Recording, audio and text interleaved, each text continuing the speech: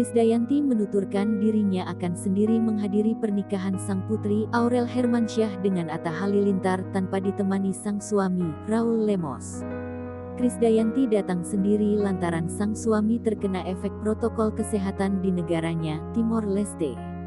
Krisdayanti tetap akan datang sendiri karena Raul Lemos khawatir ada hal yang tidak diinginkan terjadi pada dua anaknya. Krisdayanti memaklumi alasan Raul Lemos dan meyakini niatnya baik untuk anak-anaknya.